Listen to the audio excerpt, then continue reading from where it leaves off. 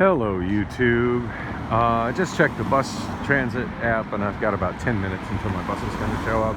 It's running about 5 minutes late because the driver was sitting at I'm getting on a Route 3 westbound, and the driver was sitting at the zoo, and I don't know, just decided he wasn't going to leave on time. Decided to just leave 5 minutes late so the bus could start running 5 minutes late.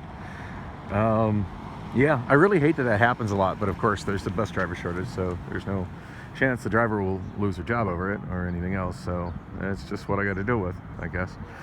So it's 5:31 p.m. Sunday, March 6th, 2022. You know, I was thinking some things I was going to say about March 6th. It's a day that always kind of sticks in my head, and yeah, I just don't think I want to talk about that. Anyway, always think about somebody on March 6th, and it's not something I want to talk about. So moving on. Yeah, so I'm on my way to Amazon. Not really feeling 100% today, and my vision is a lot shittier than normal today. However,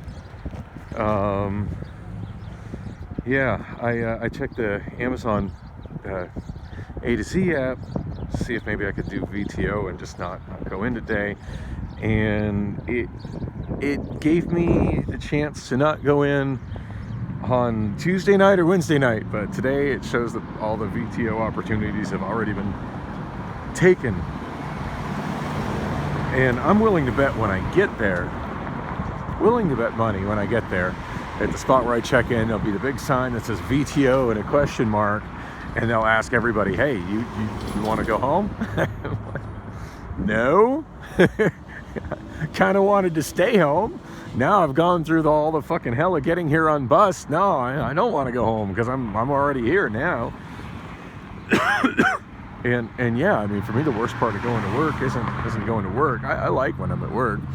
It's this hellish journey, especially on a Sunday where I don't have the option of taking the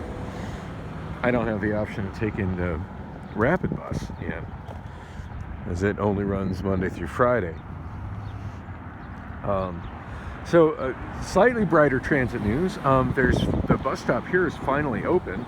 They haven't put any benches in, and I'm thinking they might not put any benches in just because this isn't one of those areas with a high concentration of homeless, and no benches means no homeless people sleeping on the benches, which I guess that's a good thing, although it'd be nice to sit down right now. But yeah, there's a brand new bus stop sign up here at 32nd Street and Van Buren to catch the westbound 3. And like all new bus route signs, it's sun behind it, so maybe you can't see it. It's better. They don't put the route numbers on the signs anymore, so I miss the way they used to do them, where there would have been a little white sticker on it that said 3 Van Buren. That way somebody here knows what bus stops here. I'm pretty sure that's the only bus that stops here. The 32 bus, 32nd Street, that also services this intersection going north and south. And the 10 services it, which is the Roosevelt bus, although I'm not really sure what the 10 does at this intersection. I just know that I see it when I'm down here, and sometimes when I'm looking at a stop in this right, like at this intersection, I'll see it on the schedule. So, and what is that one? Looks like that is a 32 southbound. Yep.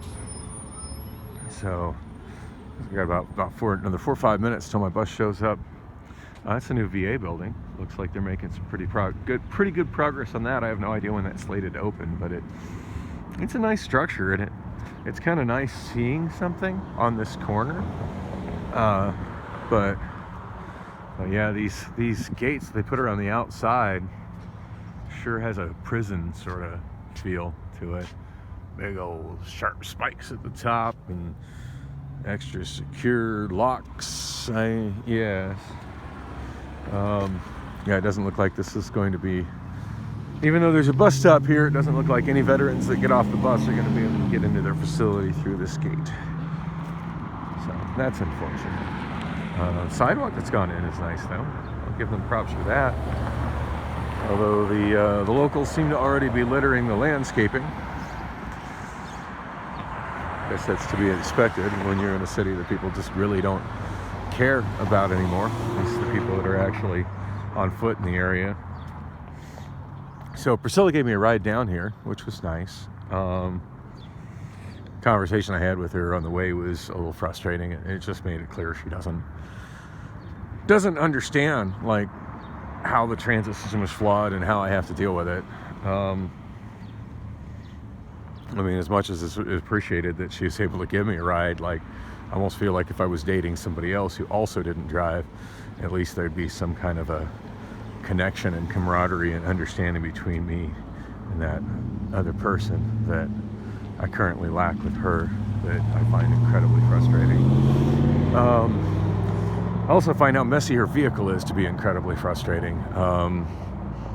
Like she's got this buffet, I don't know what the hell you call it, like a buffet warming thing, you know, where you got the tray and you put the water in the bottom tray and then you put a little sterno underneath it to keep it warm, and you got a tray that sits above it that keeps the food warm or whatever. I don't know what the hell those things are called, but anyway, she's got one and it's in a box, and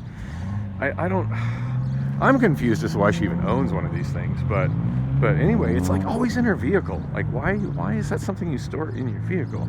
And bigger question, why was it in the front seat?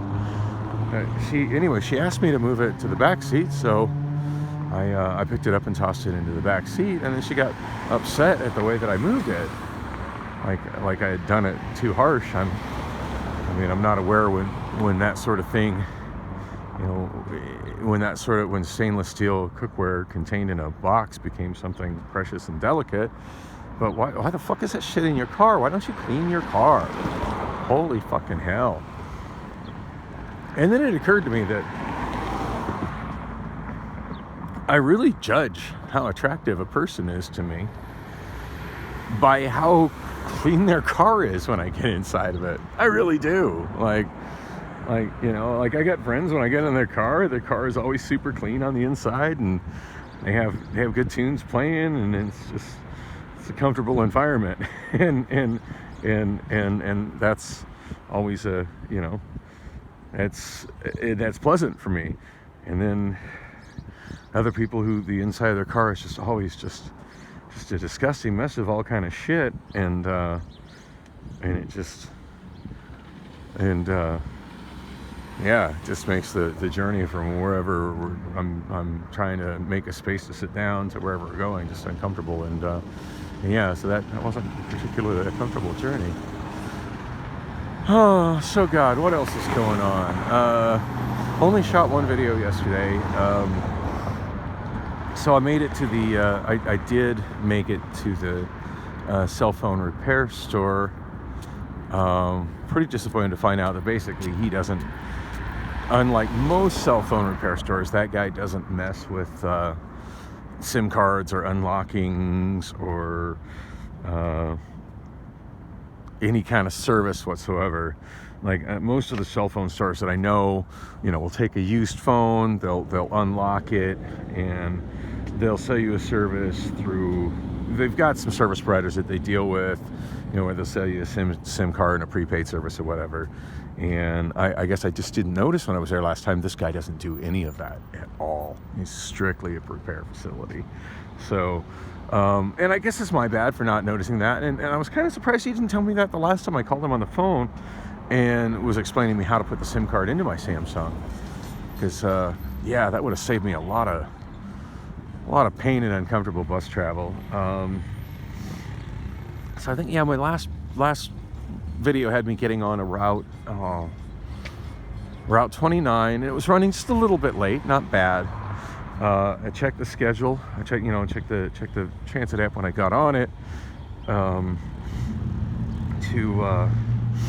When I got on it to see, hey, how's this transfer going to work? And it's going to be best for me to just get on the 16 and go north. And it looked like it would be. At that time, the 16 looked like, I think it was about 5-6 minutes late. That's how late the 29 was running. But the 29 gets to 16th Street before the 16 North does. And then it showed the 16 North running about 2 minutes late. So I'm like, okay, well, they're both late, but I should have about 3 minutes to get from the one stop cross 16th Street, and then get on the northbound bus. Well, as per usual, the 29 had at least one or maybe two wheelchairs that it had to load and unload, and slow passengers getting on that doesn't have their fare ready, and other things that slow the bus down. And so it was later by the time I got to 16th Street, and apparently the 16 northbound didn't suffer any of those problems, because it ended up showing up to that stop 2 minutes early. So as the 29 was approaching the intersection, and I'm watching it, and I'm like, so I'm watching it. That's one of the beauty things about the tracking in the Valley Metro Transit app. The bus drivers don't utilize it whatsoever. The bus drivers could theoretically have a video screen adjacent to their dashboard showing, showing basically tracking of everything within a half-mile radius of them, or 1 mile radius of them. That way they could coordinate.